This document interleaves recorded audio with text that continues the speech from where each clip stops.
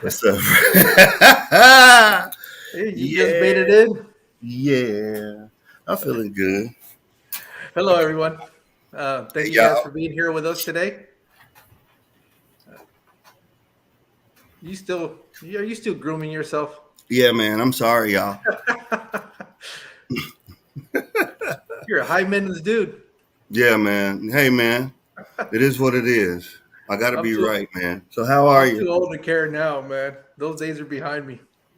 Man. You look good. You feel good, man. You know how it is. Hey, White, what happened to your I camera? did You just that. went out. Yeah, I went out. I did that.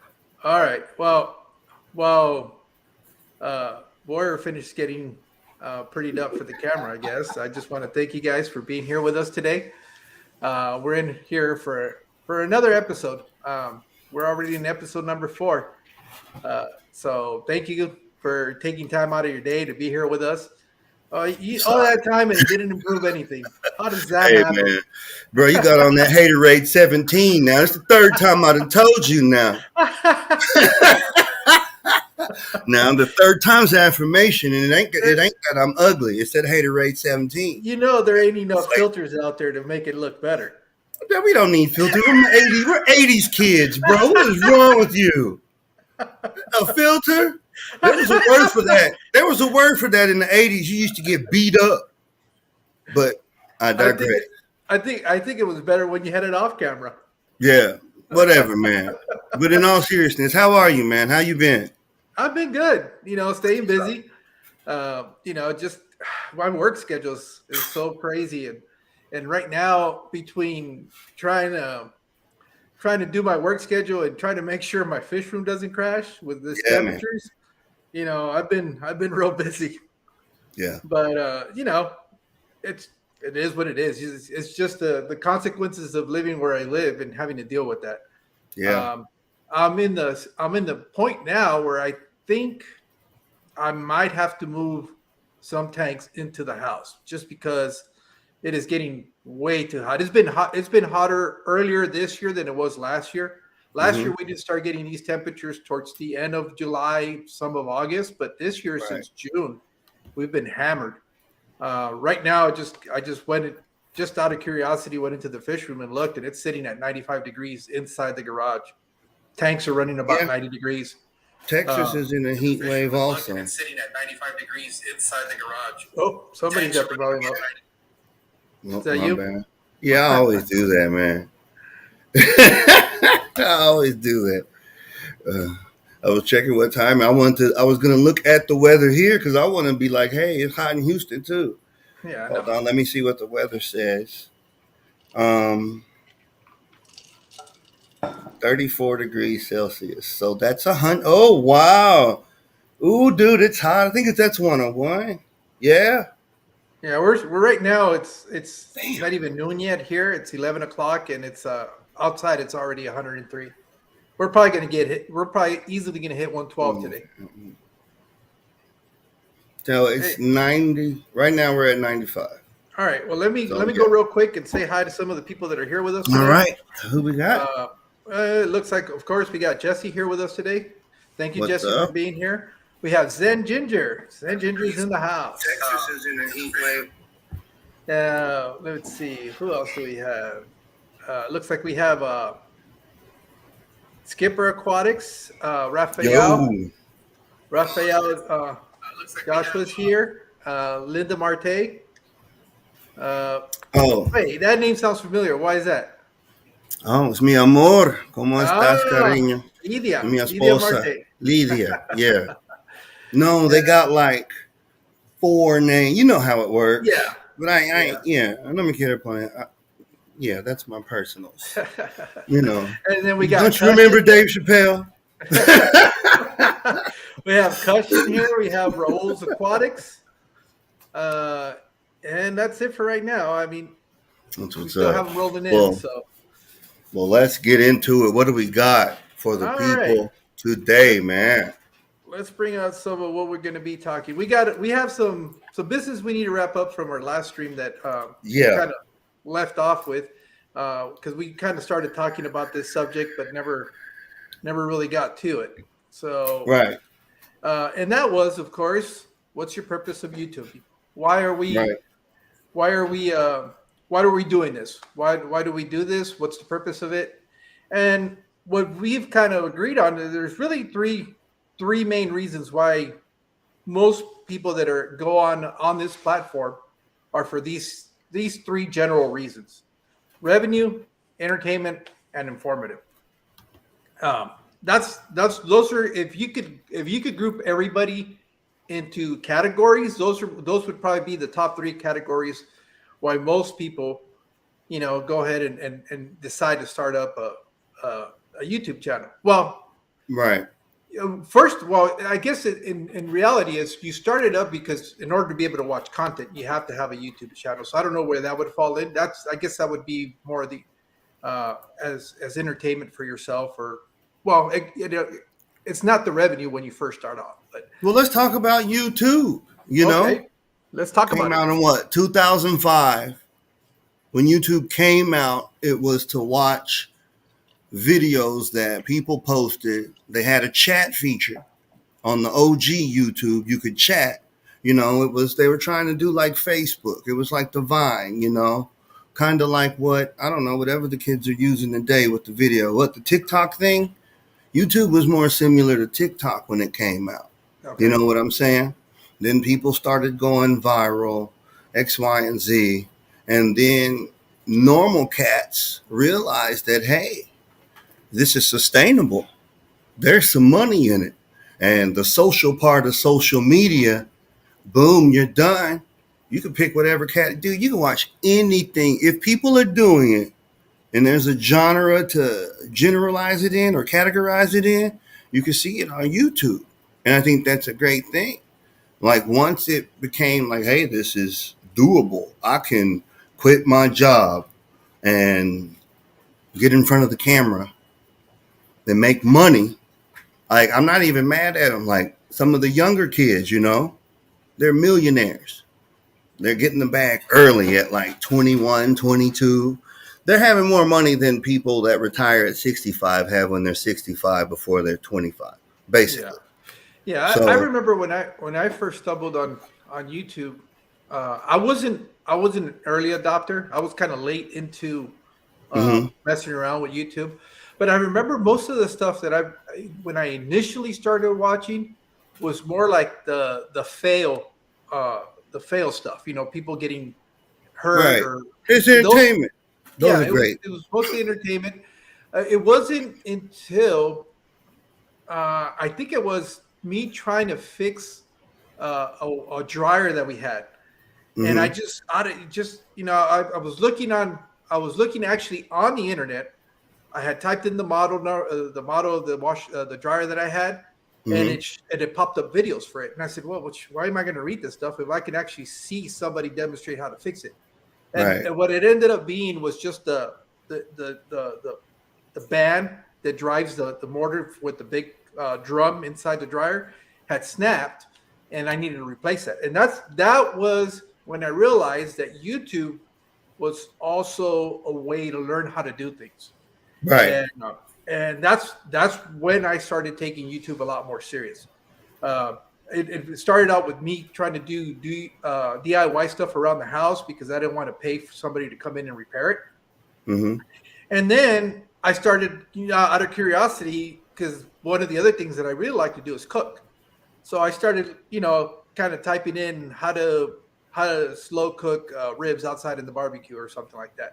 It's just very generic stuff, right, and that's how I started learning a lot other stuff, a lot of new things that I started trying here in the kitchen when I cook, and learning how to take cooking to a different level because you could see somebody doing it, demonstrations how to, even I fell into this rabbit hole even looking at how to dice up vegetables and stuff like that for but when you're bro, trying for to, real, yeah, that's where it would kind of got me into that, and then it would be cars, and then it would be, different things until I stumbled back into not realizing that the fish hobby was big on YouTube, right, and that was probably maybe 6 7 years ago when I discovered that, and here we are today. right. Like Uh, with perfect timing, dude. I guess so. Because entertainment is the next one.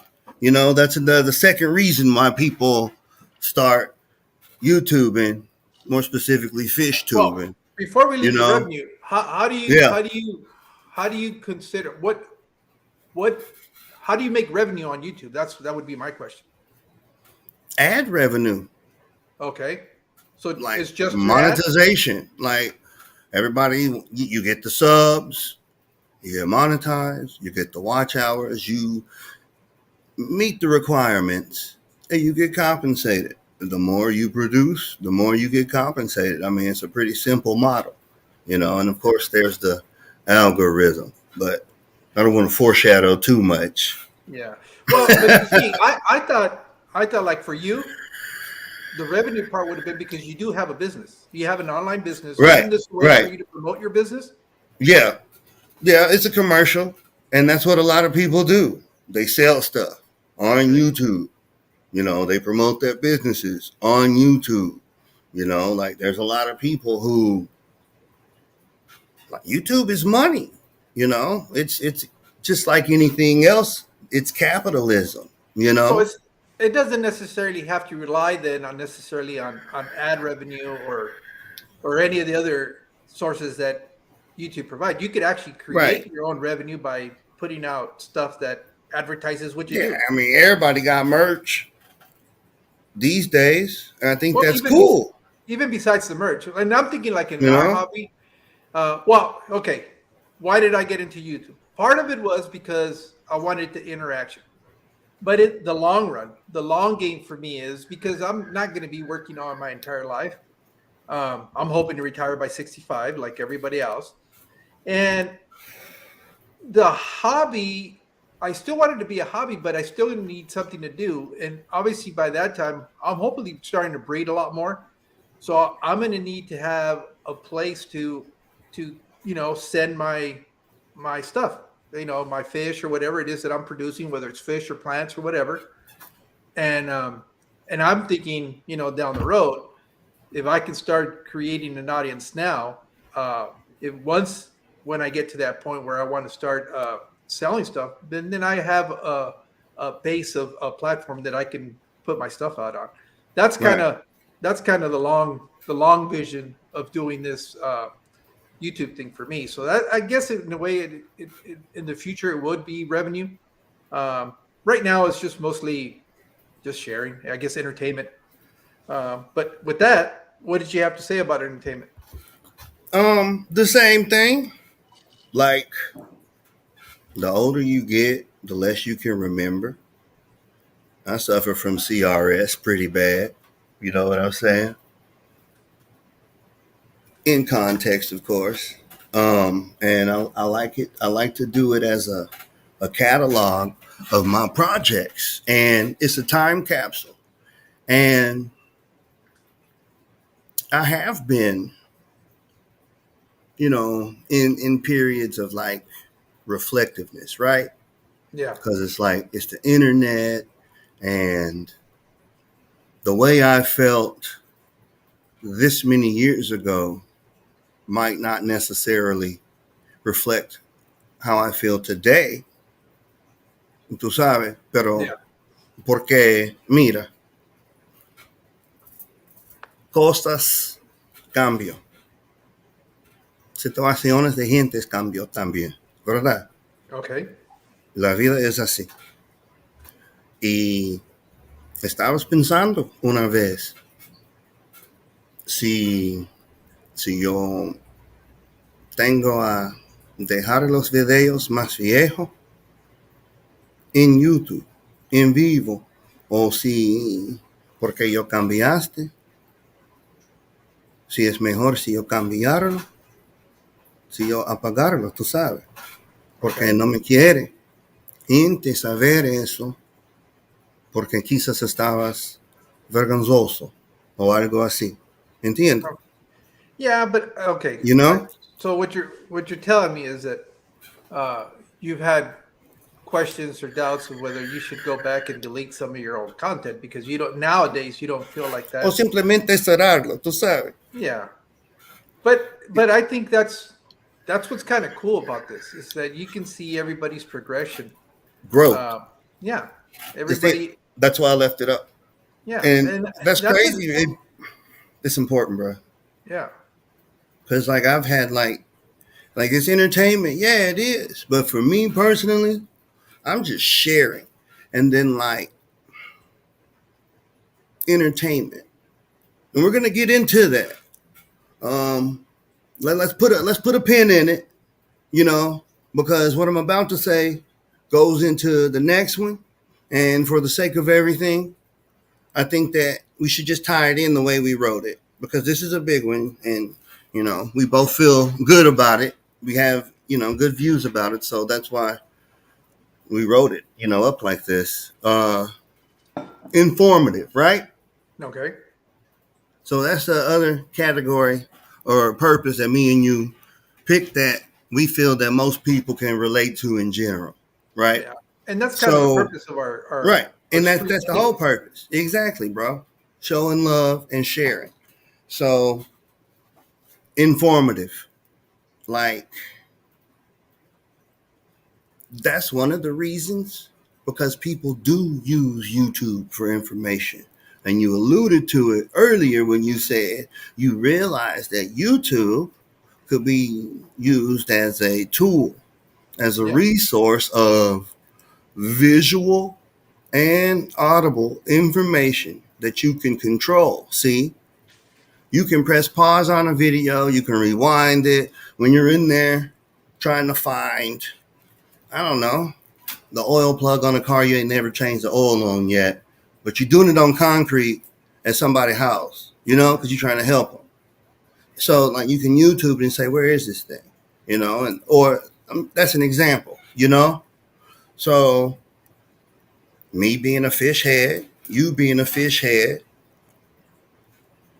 not only I'm more than sure you got started by watching people on YouTube and fish first, right? And then you being a fish head, it compelled you to make your own channel to start creating content or sharing content, posting content, however you wanna go it.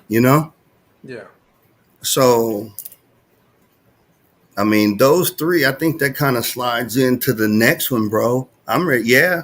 Let's dive into it, man. okay, Fish keeper fish keepers versus content creators, right? yeah, So like I'm gonna use myself as an example.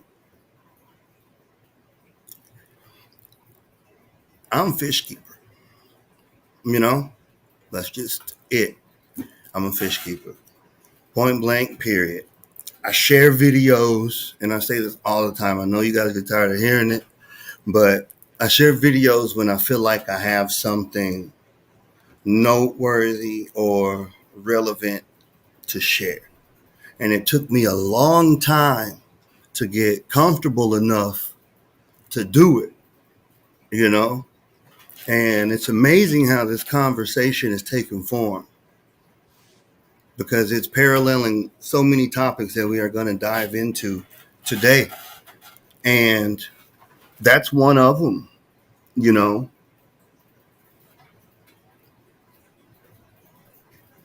I'm a fish keeper and I'm sharing my experience and I'm cataloging it, right?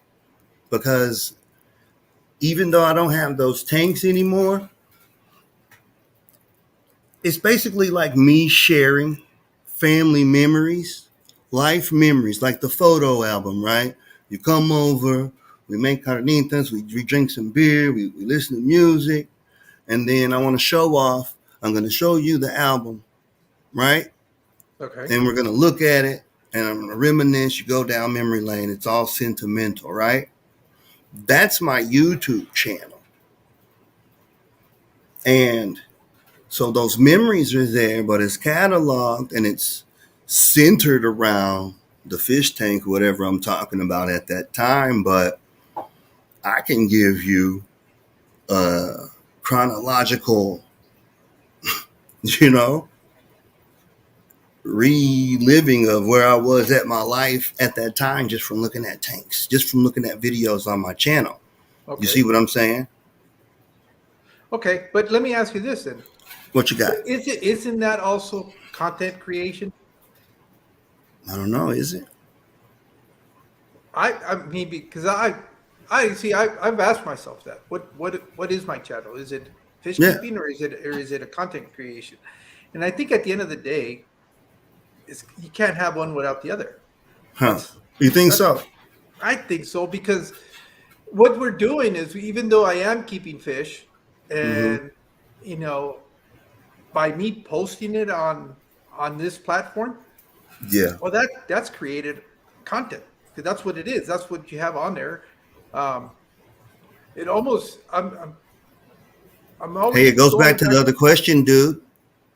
State your purpose. You Yeah, dig? And that's like dude. You can apply that to just life as a whole.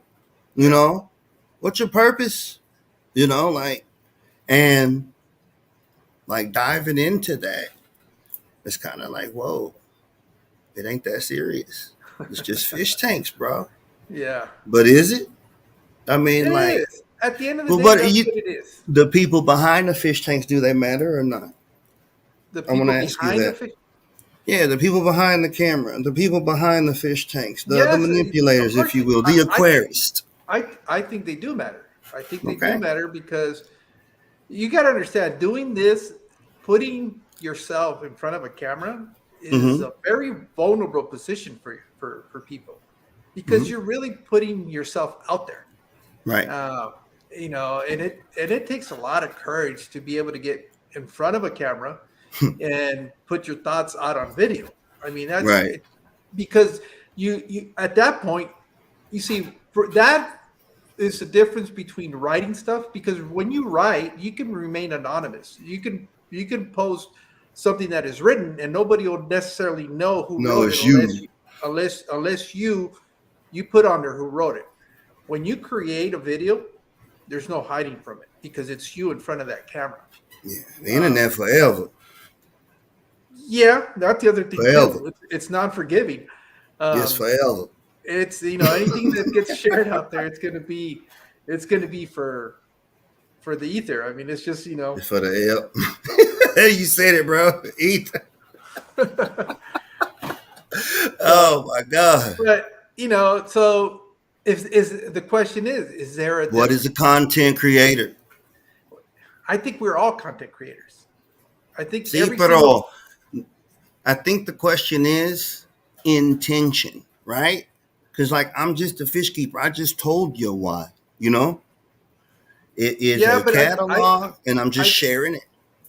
yeah, but I think at the end of the day, you posting it, you putting it on this platform, makes you a Right? content creator. That's You're not necessarily sharing every detail of your life. I guess that would be the difference. What kind of how how extreme do you take your content creation? Right. See, I like vlogging. Hmm. You know, that I do feel is like creating. The video itself, that is the creation. Like I'm gonna try to edit it.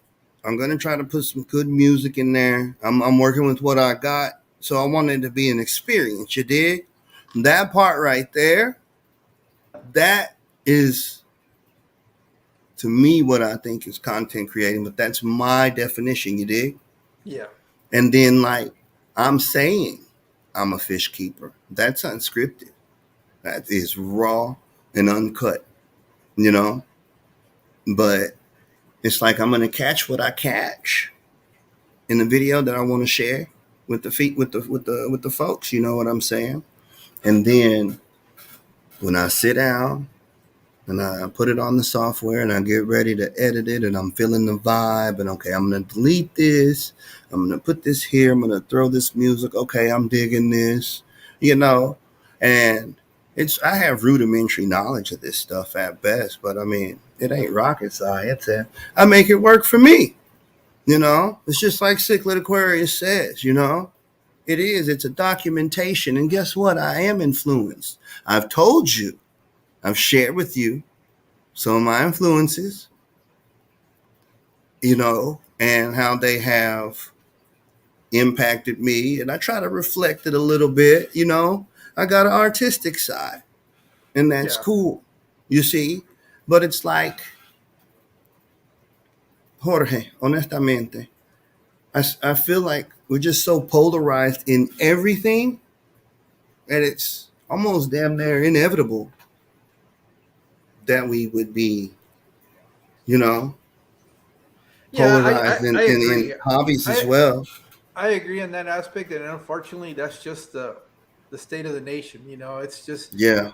you got to go this way or that way, and that's it. And it seems like the common middle is slowly being erased, and that's unfortunate. See, pero that's where the truth is. Yeah. In the middle, peep game, right? Hmm. Because when you stand in the middle, you have to be accountable and you have to be objective, really objective, not I'm open minded as long as you agree with me objective, but objective to the point to where you have to take accountability to the fact that dang, bro, even though there's all this, effery going on in the world, I'm implicit. I'm responsible for some of that. But see, when you're polarized, you can stand firm in the side and you can do this. You can point. You dig? In Yeah. the middle is the truth because you got to look at this cat over here where he at. You got to look at this one over here where they're at. And in there, right there, in that gray area, that blend, that amalgam, there's your truth. There's your solidarity, you know? So like I'm digging this whole topic, right? Creating, content creating.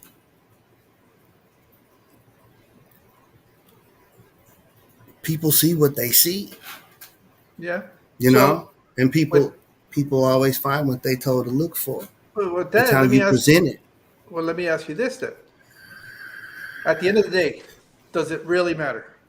I don't know. You tell me. I don't think it really matters. I think everybody that is here is a content creator one way or another. What we're doing right now, this live stream, Mm-hmm. is creating Yeah. content. Even though we're having a dialogue and we're having a discussion, at the end of the day, it's creating content because it's going to stay on YouTube until YouTube either decides to take it down or we do. Um, I think anytime that we decide to put to video anything that we're doing, it's creating content. Mm-hmm. Um, whether what's kind of cool is that even as a niche group that we are as fish keepers, Yes. within this fish keeping community, there is so many different subcategories that you can do where it falls that you can be entertaining, you can be Mm-hmm. informative, and you could potentially generate some revenue, whether it's through self advertisement or whether it's through Potentially, or to sponsorships or you it's can through generate yeah, revenue. huh? You can generate revenue, bruh. Yeah, yeah. I mean, Well, it's been all out that's wars. yeah, that's Y what. mira eso. Porque recuerdo cuando estamos hablando y dijiste cómo estaba tratando a explicar a mis familiares pescado como un criadero y YouTube. Like they don't get it. Like they're like, but who? Who's gonna watch YouTube videos about fish? Like they don't understand it. It's a fish tank. You watch it, okay, whatever. And they're like, really? They got fish tank channels on YouTube, and they're thinking it's like those 4K 24-hour loops, like coral reef footage or something. Yeah, They ain't not expecting cats like us, like literally having a YouTube channel about fish that is informative and entertaining, and it actually does have a basis to where it's substantial enough to generate revenue. You know what I'm saying? yeah. Yeah, but Hmm. I don't think we're very. See, that's the advent of social media because, or maybe it's because I've delved into looking at YouTube how fish keepers do it in Mexico, and Right. there's just as large community of fish keepers in Mexico, but not only Mexico. This is global because if you get on YouTube, Global. you'll see people from India, you'll see people from Europe, you'll see, I mean, Shout out to the Thailand, homie. you know, You already know. this is a global phenomenon, and it's cool because you get to interact with people that are doing the same thing you're doing it, but in a different country. And there's no other way that you would have ever known or interacted with them if it wasn't for this platform, or not Unless just you this travel. platform. It's Right. any of the social media platforms, and that's how. For example, uh, again, Instagram for me. That's something that I just started this year. Okay. I didn't even have the application on my phone. But what I Hmm. love about Instagram is that I get to meet and interact with people from other countries. And it's what's even what's even better than that is we communicate through our own language, and through the advent of technology, it translates it, and I can understand what they're telling me and they can understand what I'm telling them. And Yeah. I think that's just so incredible that we're living in a society where that happens. And so, like I said, at the end of the day, does it really matter whether you're a fish keeper or a content creator? I think at the end of the day, we're all the same. It's you can't have one without the other. That's the Hmm. reality. If you're on any social media platform and you're posting anything at all, whether it's a comment, whether it's a picture or whether it's a video, at the end of the day, that is content that is being created, in my opinion. Meh, meh, meh. I think so. I think at the end of the day, the only difference is it would break down into those categories, whether you're doing it for revenue. So, like, basically, the answer to this question is one word. If we, that's good. That's you. You just exercise sound logic. So based on that logic, which is sound logic, the answer is a one-worded answer, and that is no. It doesn't matter. And then we got some slides and stuff, and we can get into it. Why it don't? Well, here's look. Uh, let me put this up here because this is a Yeah. interesting question. Um, so, do content creators don't necessarily keep fish though? Um, what that would I don't think you necessarily, if you're talking about fish tube, what is known as fish tube. Mm-hmm. I think there is. Well, no, because I remember when I became part of. No, well, see, this is where I'm gonna, from my point of view, because this is me.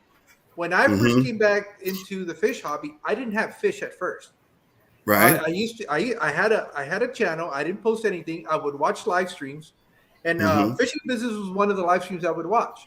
And Yeah. I wasn't keeping fish at the time, not initially, because you got to Right. remember I've only gotten back into the hobby maybe 6 or 7 years ago, Right. and and no, if not even that, actually, that I think about it, it's probably been less than that. Um, but anyways, when I started watching videos again about fish, I didn't even have fish, but I was kind of living vicariously to the people that had them. And I would Right. watch the videos and think, oh man, that would be so cool if I could set that up.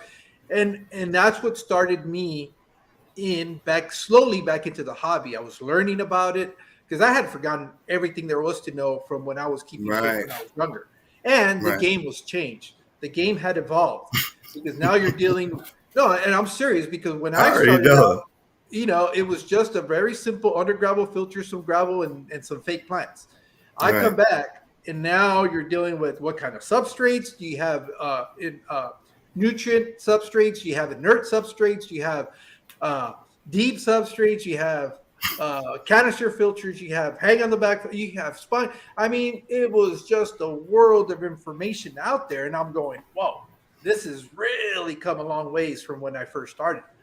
Right. So, do you to be a content creator? I guess you can be a content creator not necessarily without fish.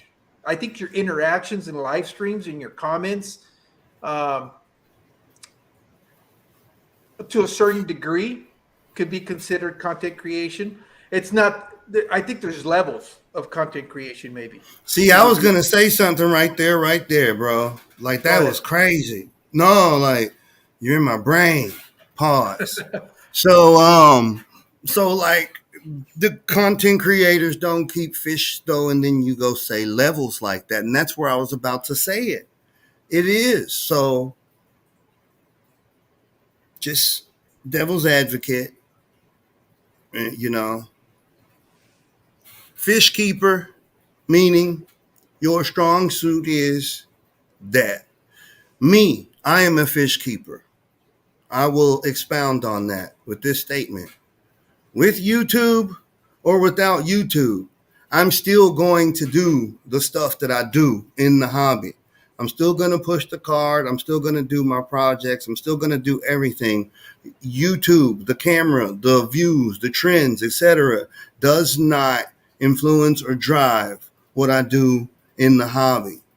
With social media or without social media, I'm still gonna get at least 2 to 3 phone calls a day that are fish related from people hitting me up because they know what I do and how I do it, seeking my knowledge. So, like for me, it's a moot point on the fish keeper side.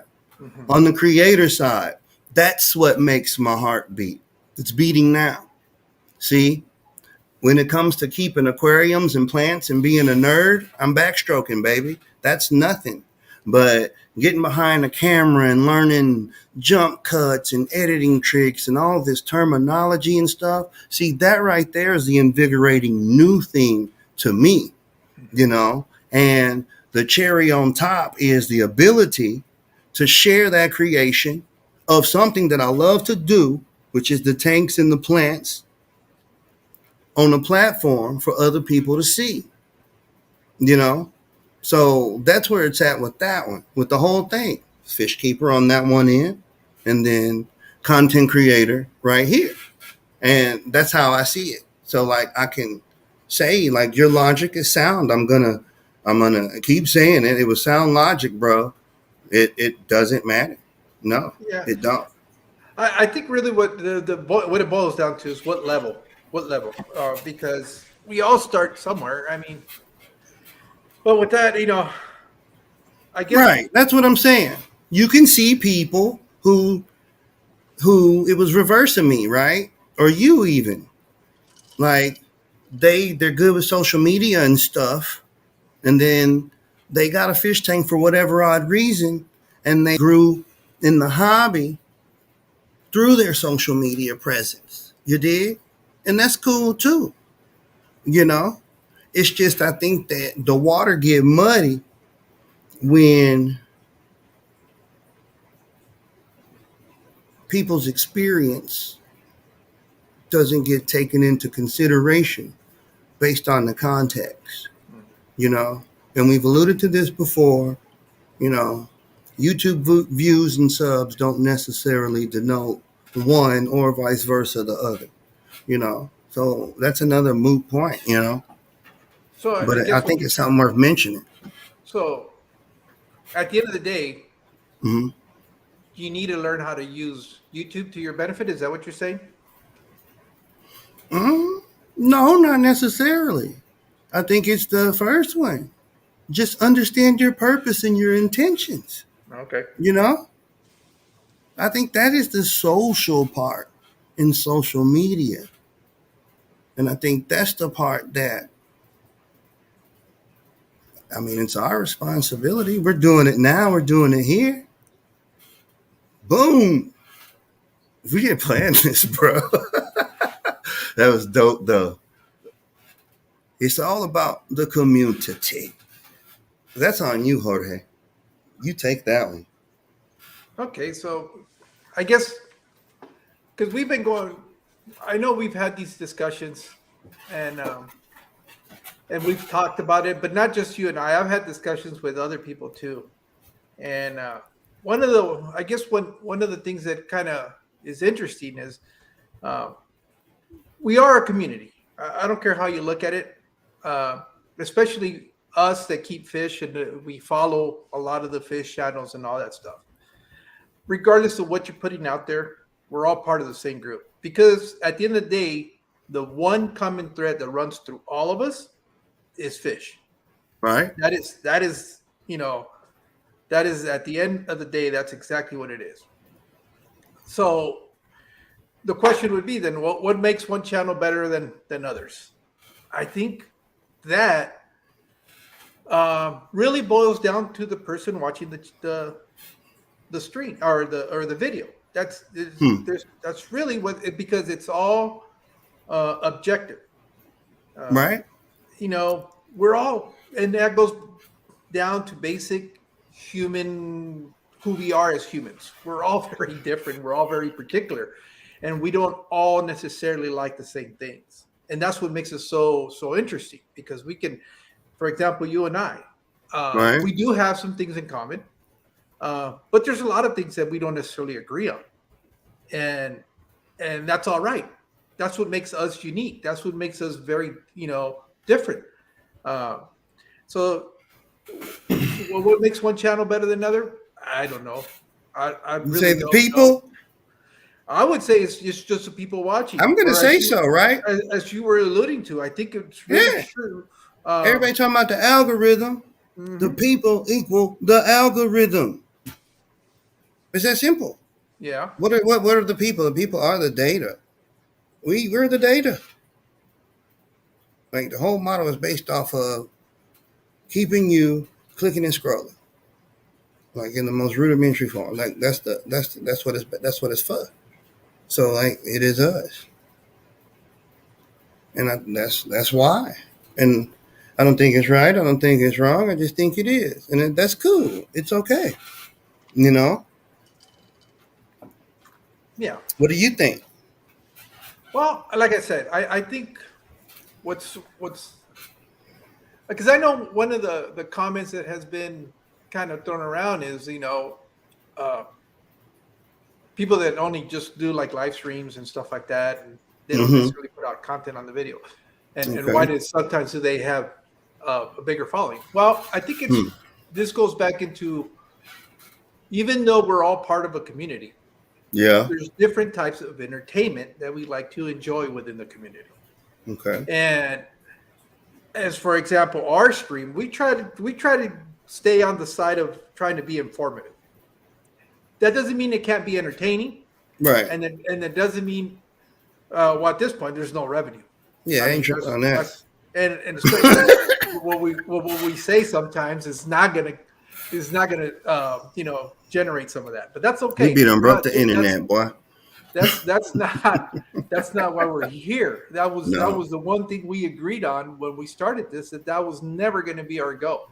No. Our goal was to try to be more informative, and if And along more the way we can be inclusive. entertaining, yeah, and if along the way we can be entertaining, well, that's a plus. Um, but I think at the end of what I'm trying to say is, for example, and this is going back because I can't speak for nobody else other than me because that's what I like. That's what I am. For example, I work a lot of days. Uh, Sometimes the best thing for me at the time because of work, because I stream at work, but I can't be watching stuff at work. So I really enjoy when people are doing live streams because I know I'm not missing any information that is necessarily being broadcast as far as images, because half the time it's just conversation. So I can treat that like a podcast, have it streaming. I can listen to what's going on. I might not be able to interact with the stream, with the chat on the stream, but nonetheless, I can still be able to be connected to what's going on, listen to what Right. opinions are being shared, and stuff like that. So I do have an appreciation for people that are just doing live streams, and I don't care if Right. they're not doing content because for me it suits my moment that I'm in. Now, It's relevant. when I'm home, that I have the luxury of sitting in front of my computer or with my phone in my hand or whatever it is, then I do enjoy watching videos because now I can use my visual, and Hmm. so I can appreciate the fact that there is the different methods of content creation. So, Hmm. so for me, I think it's perfect. Just because somebody does live streams, maybe they don't have the time, or like you said, sharing your tanks is something very personal because Or you're putting yourself out there, and not everybody's comfortable with that. What I knew you want to say something. or maybe they just ain't with all the theatricals, you know what I'm saying? And they just like talking about tanks. And they done got them a damn camera and they can get live and just talk about tanks and interact with people. And some people like that because that's what's relevant to them. You know what I'm saying? The, Yeah. the relevance of the information directly affects what is seen and what is shared in all these different subgroups, like you said. So, yeah, it is what it is. So, and that kind of begs the question then: You why know? do you think people don't hit the like button? Is it because what? I mean, it could be. And I know. Mm, I'm going to tell you why. The like button has value, right? Yeah. And there's a cool documentary. I think you should watch it with your family. If you Okay. haven't, No, on I haven't. Netflix, it's called The Social Dilemma. Oh, okay. Yeah, And I've heard it the mentioned. guy that invented the like button, they're talking about how technology and social media um, influencing trends and basically molding and shaping behavior. And the gist of it is, without spoiling it, is had they known that what they were being implicit in, that morally they wouldn't have participated in it. They would have done something differently. Okay. But the like button has value. Like some people treat the like button. It's a thing. Like my like equals. It just depends on how much value they place on that action. Some people are arbitrary likers. Everybody, you getting a like today. Like Oprah in the book club. Everybody getting it down like. Then you got some people like, nah, it was a good video, but I didn't like the last 10 seconds of outro music. He could have did better. And he shook the camera a little bit. So I'm going to leave a comment, but I'm not going to leave a like. Huh. There's people like that, bro. It is just called Earth. Yeah. And we're adults, man. But I think that's why. You know, it's complicated, but it's really not. It's just people being people, man. All right. Well, and then I guess to wrap it up, Yeah, just to because we are, like I said, a community. right. Um, why don't we all support each other the same though? That's. Oh, I guess you just answered that by saying it's just human nature. Well, I think that it just depends on, what people are into and how relatable the information is, and more importantly, how relatable the person is, right? Yeah. People are going to gravitate to people that they gravitate to because they're relatable, you know, for the most part. Most people do it overtly, but for the most part, it's subconsciously. There's just a certain frequency and energy of people that you're going to be attracted to over others. Tomato, tomato. You like it, I love it. That's my motto, right? So I'm not one of those kind of people that's like, hey, you got a fish tank, I got a fish tank, you know, let's go to the casino together and get a hotel room. Like, I'm no, I said it before, man. It's the people behind the tank as well as behind the camera. And I think that it's like symptomatic, right? The whole thing, it's a microcosm of what's going on. You you Well, you run your things like you run your things, bro. yeah, You see what I'm saying? I think you kind of touched on it when you said the relevance, Right. because that plays a lot for me. Mm-hmm. Um, I noticed that depending on what's going on with my fish room Mm-hmm. will dictate What what you kind watch of the most information. of? Yeah, what I'm going to be trying to research and look out for, I went through that because phase. and it's just either for the purpose of confirmation Yeah. or to learn, Gotta because boost up. right now, for example, and I've kind of alluded to this in posts that I've done. One of the biggest challenges that I'm having is the temperature that I'm having to deal with, Okay. and in living out here in Arizona, it can get pretty hot, it's Yeah. not like this is new to me because I've lived in this environment for a very long time. I think the new phenomena for me is I've never had to keep this many fish tanks like I'm currently keeping now. This is the first summer um, that I'm keeping in excess of. I think I have 17 tanks that I've got set up. Um, in the past last summer, when I started keeping when I guess let me backtrack. When I first started getting into the hobby, I had 120-gallon tank and I could keep that indoors. That was not a big problem.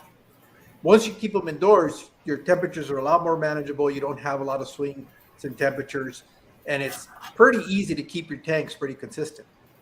Um, when we moved into this house, uh, I quickly started because now I had the room to be able to set something up. Like I've been watching YouTube for a while, and I wanted Oh, to you make set up something, all right. 17, bruh? yeah. Well, but that's the first summer at this house is I went from one tank to keeping uh, two, four, six tanks. I had them all in one rack. Even that at six tanks was still very manageable because when I was doing water changes, I was coming into the house, going Mm-hmm. to the bathroom, filling out buckets, and doing that type of water changes. So Right. that kept it pretty manageable. Mm-hmm.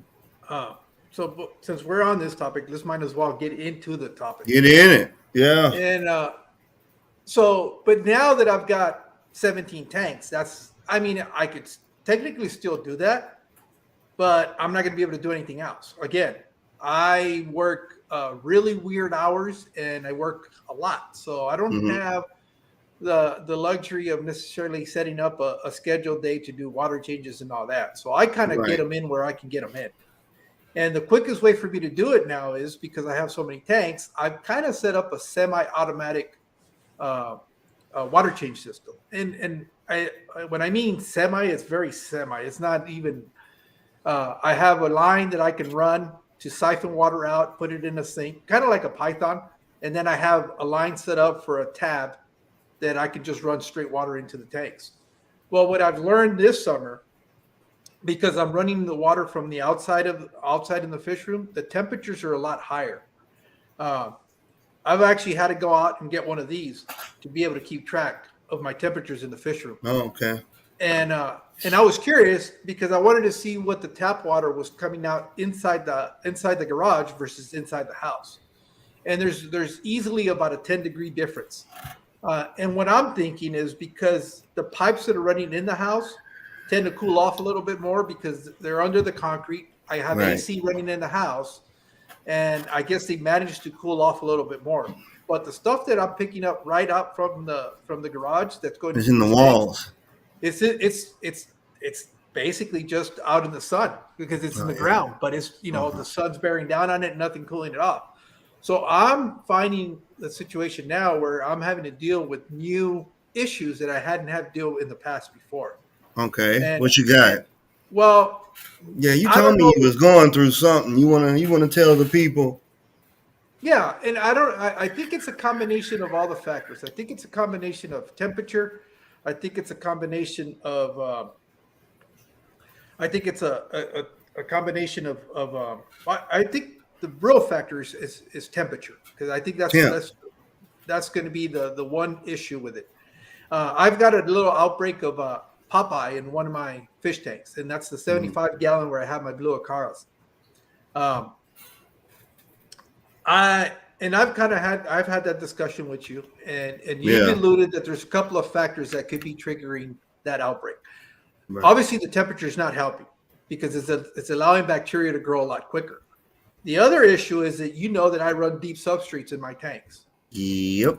and I was getting away with not doing real heavy vacuum cleans on the substrate because of temperature. My temperatures were not excessive. Um, so it allowed, I guess, either bacteria or whatever that was being propagated in the tank to do it a lot slower, and it would hold Right. up for the water changes that I needed to do, and I could be able to get rid of some of that stuff. But now that my tank's constantly about 90 degrees, uh, Mm-hmm. it kind of it's kind of like on turbo. Everything is It nice. exacerbates it like exponentially. Like, Yes, and I'm finding myself, whereas I during the cooler months, I could go a whole month without doing a water change in my tanks. mm-hmm. I'm finding out that in this tank in particular, and it's probably the one that I have the biggest bio load in, to be honest, because it's the biggest Yeah. fish that I have. I'm finding that I have to do at least a water change every other day at the very at the longest, and I'm doing them for two reasons. One, I because was I'm gonna trying to ask. fight. I'm doing it for two reasons. One, because I'm trying to fight that bacterial buildup within Mm-hmm. the tank, and the other one is a way for me to kind of decrease the temperature in those tanks. Okay. Uh, and that's my thinking and my logic behind it. I don't know if Right. I'm correct though. That's the thing. I don't Well, know I'm if I'm thinking looking. your bio is my whole thing, and it's so crazy because when Popeye and like I've been keeping fish long enough. Like for me personally, I hear Popeye. It is synonymous with unhygienic. It's just poor water quality, and then they get a nick or whatever, nick themselves on a decoration, and then the infection, the bacteria goes from there. But like with you, we can't necessarily say that it's poor water quality because we know it's not based on your maintenance schedule. So you got that deep substrate in there. You got sub 100-degree water, and you got pretty decent fish load, right? Yeah. And I'm thinking, I'm saying thinking, my theory is you doing those flush and fills at such a frequency is it's recycling your tank, not to the Okay. effect of, you understand what I'm saying? I think Yeah. you're often more good bacteria than the stuff that is getting them sick, like the Popeye. You Okay. see what I'm saying? Yeah. I think like that's one of the things, like we can attribute it to YouTube, but not, but let's attribute it to being responsible hobbyists, right? So if we're gonna sit up here and try to get people's attention and talk about what we allegedly know or don't know, then I think responsibility and transparency is the biggest thing. So like the deep substrate is great. It's amazing, but there's parts to it. And what me and you were talking about is perhaps one of those parts is missing. That is Okay. that you know what I'm saying? Yeah. I.e., i.e., sub 100-degree water. Because maybe if you kept it in the house in a stable environment, it would do what it's supposed to. Because that other parameter, that other variable, wasn't changed. Yeah. But that's just, that's how we troubleshoot. You see what I'm saying? Hmm. So then Yeah. there's, go ahead. Yeah. Because I've reached out to some other people within the Mm-hmm. community, and everybody's kind of offered up their opinion on how they deal with it. I'm actually at the point, and even I've talked to my wife because she's seen me going through this. She's even kind of said maybe we need to bring that tank inside the house. But I don't, in a way, even though that's been offered, I kind of don't want to do it because I have to figure this out. That's not always going to be the case that I'm going to have to be able to Right. move tanks all the time around. So I need to figure it out. Obviously, the most logical option is to refrigerate the room, bring the temperatures down. But that costs money, I got and money. yeah, that costs money. So I'm working towards that. Don't get me wrong. If I'm going to keep this many fish, I have to be responsible and I have to set up the proper environment for them. So Okay. that is So in the what's your works. solution? Yeah. So that is in the works. That's something that I'm going to have to do. I'm going to have to put some type of temperature control in that garage if I'm going to continue to do this. I know that now. But in the meantime, I have to do something. And Right. some people have suggested maybe if you put in, like water bottles that have been frozen, you kind of keep the temperature. Yes, that could be a solution, and I know some people have had a lot of success with that. But I've also heard the counter to that is that extreme shifts in temperatures That swing, right. could also affect the fish. Now, some people say because my temperatures are so consistent that the Mm-hmm. fish have gradually gotten to that point now where they're kind of, I wouldn't say they're thriving, they're surviving. Mm-hmm. And they're going to do whatever they need to do to be able to stay there until the weather subsides. Obviously, Yeah. I'm doing other things to try to mitigate the heat in the room. I'm running fans. I'm running a lot of air in my tanks. If you walk in my tank, it sounds like a boiling pot right now because there's so Yeah. much water and air.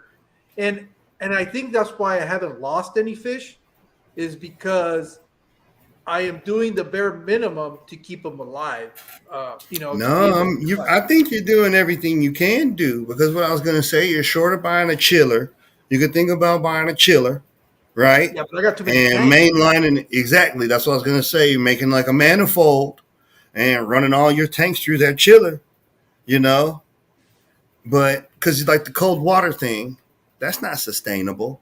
And if you got chiller manifold running pipes money, why in the hell are you keeping fish in the garage? Unless you just like that kind of stuff. And why is your garage not insulated? Climate No, control. you see, that's the So thing, though. that's like that's my logic, right? Me Yeah, and you, because we not spending no money like that. You yeah. know, I No, mean, and could we do? You my got that? garage is insulated, and that's one of the reasons why I decided to put it in there. Mm-hmm.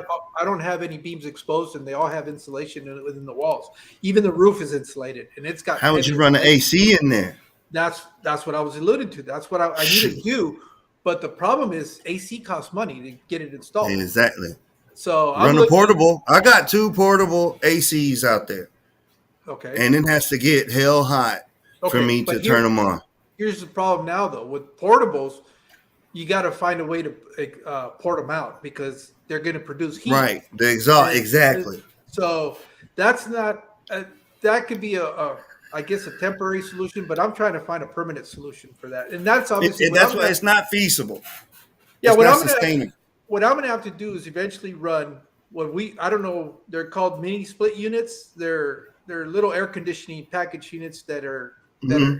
that you can use to cool off certain areas. They're real big in Mexico and Europe. They're just starting to make their way here in the United States. Like the That's one of the Mitsubishi ones. yeah, the little Those are the best, man. The little yeah, one, the little long one that goes up at the top. yeah, that all you have is a Yeah, duct that's sitting up there and all that's the it. components Yep. on the outside. Yep. And I That's think that perfect. would be, the ultimate solution. But I know that I need to save up some money for that. What I'm trying to do now is just make it past this summer because I'm already in that situation. I think worst case scenario, if things really get bad and the fish start really, dying, then I'm gonna have to move them indoors. We have 2 spare bedrooms now that all the kids are gone and moved out. Mm-hmm. Um, that I could set it up as a temporary situation while I get that that garage better suited for all those tanks. I've talked to people within my community down here though that have kept fish all summer long, and all they do is what I'm doing now. They run fans and they run a lot of air in their tanks. And Right. but the difference is they don't have substrates. They're just bare bottom Bare tanks. bottom. I got a Uh, few outside that are bare bottom, and I'm running a lot of flow, a lot of air. I like so those the jet pumps, the jet units. yeah. Those are the best. So I have to make that decision right. And I guess I'm at a point now where I have to evaluate what I'm going to do, whether um, try to eliminate some of the problems by getting rid of the substrate or not. The other thing, though, my tanks are heavily planted, so um, Hmm. that kind of I think is maybe one of the other contributing reasons why I don't have it in all the other tanks. I just think right here in this particular tank, it's just too much of a bioload. These fish are a lot Yeah. bigger. Most of my fish are about 1.5 inches long. What's That's all in there? in there. There's 5 electric blue acaras that are fully grown, so they're Can you about throw? I'm gonna see. Can I find a video of that tank while you're saying that? and in there there's that. There's some. There's got to be a group of at least 6 corridoras, all fully grown. They're albino corys, and I have a group of 8 Buenos Aires tetras, and those are a little bit larger. They're about 2.5 inch bodies. The acaras are easily about 5 inches, most of them, and so that's where I'm thinking that I'm having a little bit of issue. The other problem with that one was uh, when the temperatures were cooler. I hadn't really done a really deep substrate, and I have a lot of hardscape and a lot of little areas where detritus was accumulating. And it wasn't until recently when I did one of those flesh flesh and fill, where I went in there and I just agitated the entire bottom to try to get all that excess detritus to kind of get siphoned out. I didn't do it to the point where I didn't leave anything in there because I understand that some of that helps drive my beneficial bacteria, and obviously just clean the sponges where I didn't. I just took out the excess buildup within the sponges and addressed that, cleaned them out, and put them back in there. And I haven't done them all. I've been doing them. I've been doing them once a week, each of the different medias in there. And the other thing that I discovered was that I think exacerbated my problem was my canister filter that was running that tank um, started to fail on me. The propeller inside in it was no longer moving the volume of water that I was wanting at one point to. It finally stopped, and I think that was kind of a little bit um, what caused that situation there. I see that you found a little clip. Let me see if I Yeah, I can. found it. Give them a visual while you're talking so they can visualize it. See, this is what I Yeah, I have got it set up in muted. Okay, good. Yeah. That's the tank right there. That's the one. It's a 75 gallon. As you can see, I'm running those fans in there, and I'm trying to keep the temperature. You can see the water, how much water movement I have in all these tanks, and Mm-hmm. it's interesting because all my smaller fish are doing fine. Right. They're not acting lethargical. Their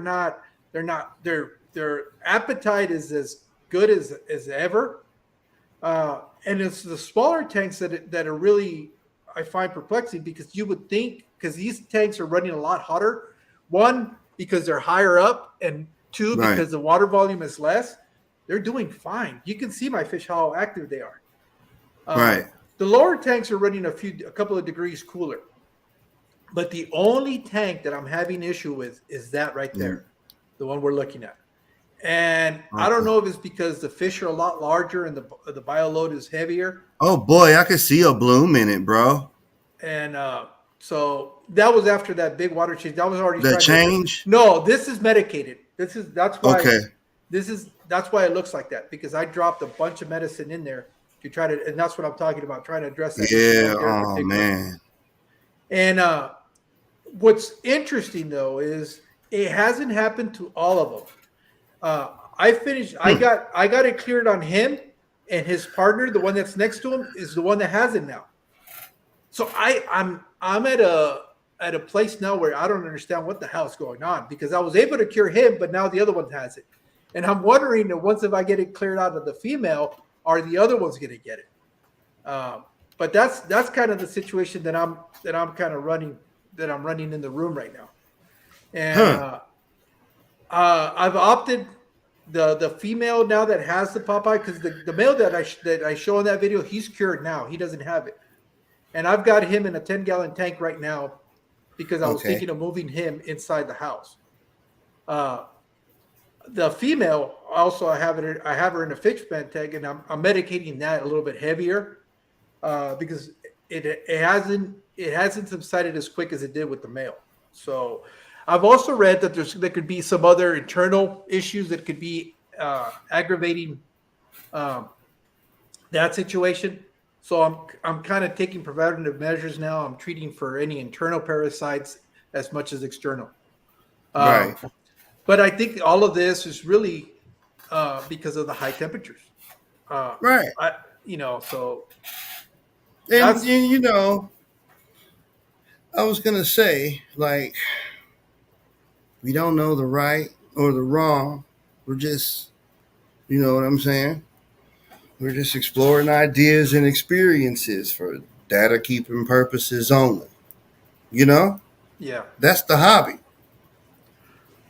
So as far as how I can help that situation, like I said, it was just one of the Yeah. things that I did, and I reached out to people that I know here in Arizona because it's very Hmm. unique to us.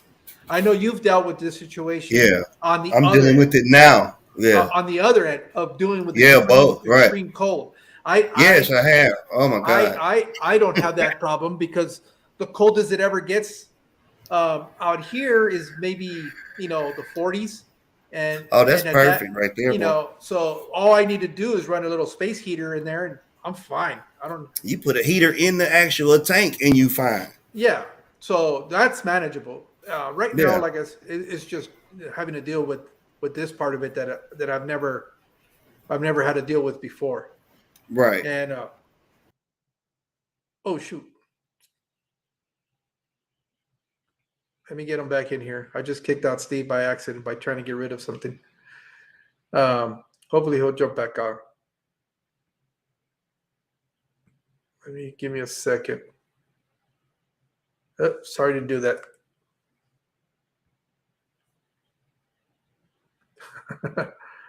Oh, the disadvantages of being live. You guys get to see all the bloopers as they happen. Hopefully, I'll jump on here real quick. But yeah, what I have done to be able to try to mitigate some of those issues, like I was alluded to, um, I've been doing just water changes to try to bring the temperature down. Uh, I'm not too concerned about doing the massive water changes because my bio load, and I mean not my bio load, but my biomedia is pretty strong. I really have it over filtrated, and I'm hoping that kind of helps um, with the big heavy water changes. The other thing is, like I said, I've done some gravel vacuum trying to get rid of some of the excess nutrients in there, and um, and just running those fans in the air. Running those fans in the air has allowed me. Like I said, last year I was able to do it, but I think some of the water changes were a little bit better. Um, just because I'm sorry, dude. I was trying to Hmm. get rid of the video, and I didn't realize you had to delete it instead of me because you had shared No, it. it's all good. And No, estabas aprovechando para buscarme agua. Ya, está bien. yeah, so I think those things have helped me kind of get it where it's under control. Um, Mm-hmm. Can they survive? I think they can. I think fish are a lot more resilient than we give them credit for. Um, because if we really look at nature in itself can be very, very extreme too. And so I'm not. I'm concerned, but I'm not overly concerned. Would I like to have them in a better situation? Yeah, of course. I think any of us that keep fish are. Are always looking to try to provide the best environment for our pets because at the end of the day that's really what they are, they're pets. And Right. so to try to, like I said, I am taking measures to try to address that for the future. um, but for right now I'm in a situation where I'm doing what I can. I think it's enough to make sure that I don't have any other issues. And I think the biggest thing is consistency. As long as I don't have any radical changes within the fish room, they're going to be fine. Yeah. Uh, I think that's it at the end of the day. But what advice do you have for me? Um, Understanding. Excuse me. Yeah, That was it. And we alluded to it before.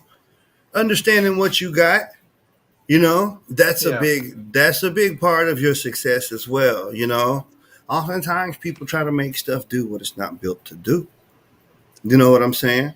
yeah, And like you said, nature is brutal. the majority of the fish we got are from outside, and it's hot out there. The jungle, Africa, South America, all those places we all know. And they come from these climates, so they're built for it. To the extent of we've chosen to take them and put them in artificial environments, so we have to have an understanding of pushing it to the extremes. That's why we said extreme heat. You can keep fish extreme. You know, um, I'm keeping them hot right now as well. Um, I'm keeping shrimp hot too. Yeah. Yeah, my Yeah, shrimp are actually doing I'm keeping fine. I know shrimp what hot. I'm. The only thing that happens is with those shrimps. I know I am shortening their lifespan because they're on go fast right now. Well, Uh, yeah. Have you noticed that like what I'm noticing is that my shrimplets come back harder. yes. Like the ones born hot, Yeah. they come back harder. They last long, and if they're not cold quality, um, they usually come in the house, and those Well, always turn out to be the best shrimp. let me specify what I guess because I don't know about Caridina, but I know Neo Caridinas is what I'm keeping. Neos, yeah, that's what I'm Uh, keeping too. and I noticed that you see, I for some reason I'm really fascinated by these Neo Caridinas because I can keep them outdoors in the winter because my temperatures are not. I don't get frozen over, and Right, during the day my temperatures could easily be in the 70s. right. And when I was keeping them outdoors during last winter, um, some of the colors that you get from these shrimp is incredible. I can't Yeah, that's what replicate I'm that in my saying. fish tank. Mm-mm. Now that they're indoors, so I have to do something a little bit different if I want to keep them outdoors again because at the end of the day, my wife likes her outdoors to look nice. So I Well, can't do anything too too ghetto outside. I gotta if I'm gonna put some stuff out there like I I'm gonna already tell know. like what I really like is what Jessie has done with her planters outside. The Hmm. way she's got them set up, that's kind of if I'm going to be able to pull that off, I You need got to to do be able something to. good. Yeah, it's got to be something like that, or Yeah, something something like that look decent. Yeah, it's got to look like it's part of the outdoor experience, not just decoration. a It's got to look like yes, decoration, not. It's got to be aesthetically pleasing. That's what you're looking for. yeah, But that's and what I was saying. Like, I don't. You can do it right now. You yeah, know. I know I could, uh, but but so that's just kind of where I'm at now. I'm really the only thing. This is the first time I've had to deal with a situation where I Hmm. feel like it's gotten out of hand for me a little bit. I'm doing everything I know I'm supposed to be doing. I'm doing the treatments. Uh, that's luckily I have spare tanks to set them up as hospital tanks, so that's what I'm doing there. Um, the next move for me, if I don't see any improvement within the next day or so, is I'm gonna have to move that 10-gallon hospital tank indoors and Okay. keep it there until it gets better. My only fear now is I don't know if that fish is going to be able to go back out into the That's what I was field. gonna ask you. You think she's gonna No, acclimatize to being inside? that's why I'm leaving it as a last resort Okay. because it's going to be to save her life. That's the only Right. reason I'm going to do that, and then I'm going to have to just bite the bullet, set up a 20-gallon, and keep her there until temperatures are back to normal, or Yeah, that makes not, sense. so. But I don't want to do that because I know once I do that, I can't put her back in the regular tank. Uh, Right. Well, I mean, they all got a shelf life at the end of the day. We do what we yeah, can and we try to yeah, learn and we do, bounce it out for the people, but it's understanding like the Neos, and we can, wrap it on up. Like the Neos, they come from temperate climate. So they're built for them. They can take cold, manageable cold, you know, and yeah, they can take pretty hot too. So I think most of those shrimp, unless you get into like some of the Tybes and Caradinas and Sulawesi's and stuff like that, I don't think they can take too much cold. But Yeah, no, Neos, they come from yeah, Japan. yeah. Well, I think the cold is not so much of an issue as it is the heat for those shrimp. But I'm not a shrimp expert by no means. The only thing I can speak Like on I'm is keeping mine hot, yeah. like hot. The only thing I can speak on is these Neos that I've been keeping since I started Hmm. back into the hobby. Which And, ones? just cherry shrimp. I don't keep Okay. anything too exotic. I have some red ones and blue ones. That's all I really have. Oh, okay. And out of those, I've had the offshoots. I have some that are orange now. I have some that are black. Um, Okay. So that, but yeah, I'm not calling for color. Maybe I should start doing that. Um, but for the time being, right now they're it's pretty. something. It's fun. You end up doing it eventually. Yeah, I think eventually I will. And I've kind of sort of done it, not necessarily for a line stream, but taking out like the ones that are reverting back to the wild types. Wild Those, type. Yep. yeah, those are going into the community tank.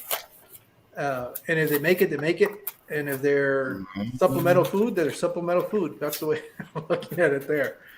I mean, But you got them. yeah, You got a and colony it's of them. So. amazing how resilient they are because I've seen they're thriving in my community tanks, not like you would if you had a single individual shrimp tank, but I have Right. enough rock work and hiding areas that I see little shrimplets in there, and I'm like, what the Yeah. hell?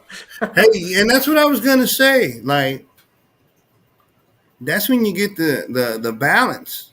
I'm seeing uh shrimplets in both my bowls, and when you can see the babies coming out, because I've seen those white clouds pick off adult cherry shrimp Mhm. in that bowl.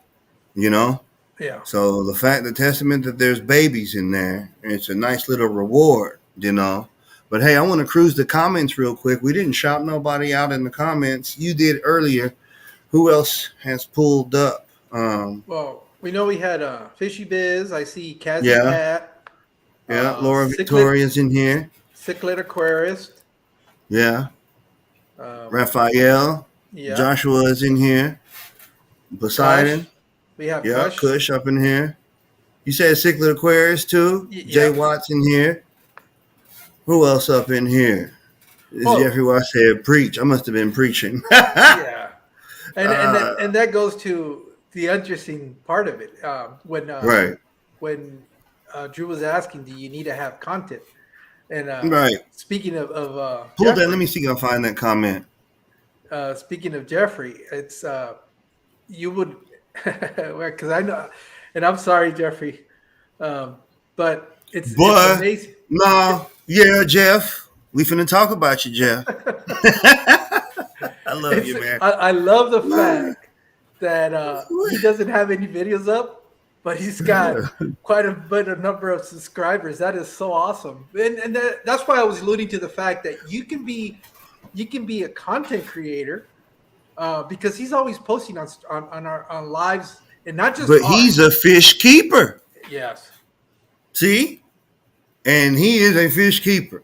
That boy keeps some fish, and as soon as he figure out what he doing, he gonna be able to keep a plant alive or two. He'll be able to do it. Now he got some nice plants too. But yeah, he is a you know what? He a breeder.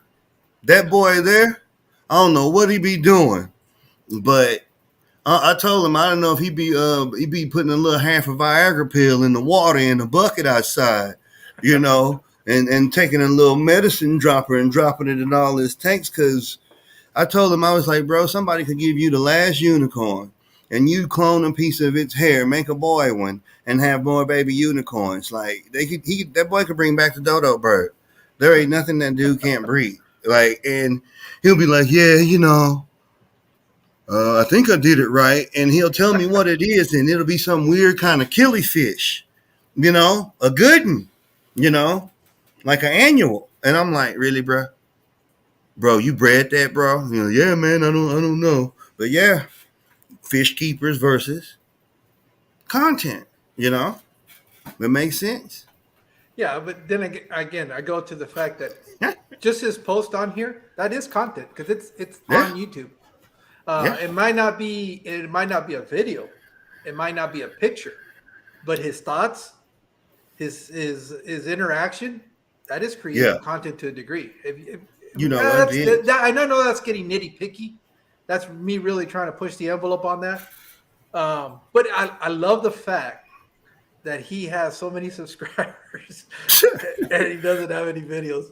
It's a couple of them out there like that, you know, Yeah. but they interact and Yes. stuff, and that's what it's how you treat people, man. You know, and so I mean, with that, uh, let's go back to it and end it. Does it really matter? You want to throw that up real quick, and I'll let you take us out if you want. Hold on. Uh, does it really matter? Nah. My opinion. This is my opinion. I Right. don't think it matters what you do as long as you interact and you become part of the community. Um, I think I think because we are a community, it's diverse, and Yes. that diversification allows us to uh, watch what we want to watch and how we want to watch it. Like I said, I'm a big advocate of people that live stream because it allows me to stay connected with the community while I'm at work. I don't have to be watching it. I can be listening to it. Um, Now, I hate the fact that I'm at work and I can't watch any of the new videos that keep popping up from some of the people that I like to watch. Because at that point, I'm putting myself at risk because I'm doing something other than work. Right. Uh, I can justify listening to a stream because it's no different than somebody else having the radio on and listening to what's going on. I If they don't like want to that. listen, if they don't want to, if they don't enjoy what I'm listening to, that's up to them. They can, I don't care because it's what I want to listen to. So for me, that's why I I like that. I like that format. It's interesting for me because and like I said, it could be entertaining because I've seen some Right. streams that can get pretty entertaining, and it could be very informative too because it could be on a topic. For example, what do you do when it gets hot? That kind of Right. stuff. Uh, Exactly. That's so perfect. so for me, at the end of the day, it doesn't matter if you're a fish keeper or a content creator. At the end of the day, to me, it's all the same. It's just it's like saying uh, TV. Should it all be news or should it be entertainment? At the end of the day, it doesn't freaking matter because you're gonna watch what you want to watch at the That's what time you given want. at the given time or situation or Hmm. your state of mind, whatever you're in. Right. Um, so for me, that's my take on it. It really doesn't matter. It's as long as you're here and you're part of it. I know there's a lot of people in the community that don't ever interact. They just lurk. Right. Uh, that's fine. And you know, it's crazy that you mentioned that. Like it don't matter. We agree on that. You know what I'm saying? But like the social interaction of it, right? The fact that we were able to have a topic of what do you do, in this specific situation of keeping fish in hot weather versus what I'm doing over here. I'm on the Gulf Coast in Texas. It's hot here. It's equally hot, and we're in a drought and a heat wave right now. You know, and look at our show, Fish Plants y Mas. If you want to just put it on in the background and listen, we're having a relevant dialogue with a good conversation, and you can put it on in the background and listen. And we also have a little bit of visual interaction so you can watch and follow along if you choose to. So I want to throw out the next one for people to chew on. We always like to leave the show with one for the people to chew on for a week or so. Cliffhanger, if you will. How do you act, right? like Your the behavior. social part. Yeah, the social part of social media. Like, how do you act in chat rooms? How do you act in live streams or whatever? You know, are you The etiquette. kind? Are you, like the etiquette? Yeah, what are you doing? Are you acting like one of those spam bots, or are you just what are they? Are you trolling? Whatever. So that's the one for the people to think on. What's your mini take on it? Or what do you want Uh, to add to it for the people to think on? Your mini take. yeah, just there's I there is a certain respect that has to be kept when interacting. At the end of the day, it's obviously I know we all like to shout out and talk to each other on the chat, and we Mm-hmm. like to interact. Um, but there are certain things that are kind of frowned upon if you do them, Right. and other things that could be encouraged. And a lot of it has to be from the people that are having the stream, uh, whether it's kosher with them or not. So, Right. and on that note, I just kind of wanted to um, take this opportunity to promote uh, a stream. And if you guys that are here, you guys understand that Corey Dorval Kelly Aquarium is our monitor. Uh, Go check her out on Monday. On Monday with Fishy Biz. She's going to be the guest there. If you guys will be able to get a little bit more of an opportunity to get to know her. I know she's been one of, well, she is our monitor. And as you guys know, she's always busy out there helping us out and trying to get this stuff done. So yeah, just make sure you guys go out and check her out. You guys will get to know her a little bit better, and it'll be in a different light. It'll be a little bit more entertaining. Again, we're talking about what kind of stream. If you guys have ever seen Fishy Biz, he's trying to be entertaining, and that's perfect because we all have different sides to ourselves, and he's trying to bring Mm-hmm. that to light. So make sure you guys go out there and if you can, Jesse, can you go ahead and drop the link to that so that people can go out and check it out on Monday? Yep. Fishy Biz over at Fishy Biz Aquatic. So you good? I am. Think about it. Social interaction. You know how you act. It don't matter. You know. At the end of the day, Yep. um, I mean, it's what you got. It's about learning and sharing information. Like it goes back to the first question we opened with. That's really what I wanted to say. Okay. State your purpose, right? What's your purpose? We said what's your purpose for YouTubing, but I want to say like on a broader, what's your purpose for anything you do?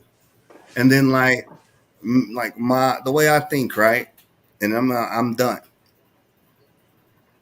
It's my responsibility to check my motives and understand my purpose. It's not my responsibility to check somebody else's motives and be suspicious of their motives. I'm going to be kind and treat them with the respect that they get, standard issue respect. And either they can do things to earn more or they can do things to get respect taken away. They go back to the standard issue. You deal with it case by case. And, you know, just communicating and being open, understanding your purpose, you know. So, yeah, I think this was a good one. I don't All know. right. Yeah, so do I. So Yeah, see you guys in a hope week you and a guys half. enjoyed I it. mean, in a week and a half. See you guys in a couple of weeks. Uh, Yeah. and we'll come back to this and we'll have another one for us. I can see that Well, Corridor was able to put down the link for Fishy Biz Aquatics. Make sure you check it out. It's pretty cool. I got the opportunity to be on there a few weeks ago. Um, and it's fun. You got to remember it's entertaining. So as long as you're game with the questions and you just play along, you'll be fine. It's a way to have a good time and get to learn people in a different light. That's right. So with that, then I want to say thank you very much, Salute. and Y'all have a good weekend. yep, and God bless. we'll see you guys on the next one. Thank you. All righty. I'm out.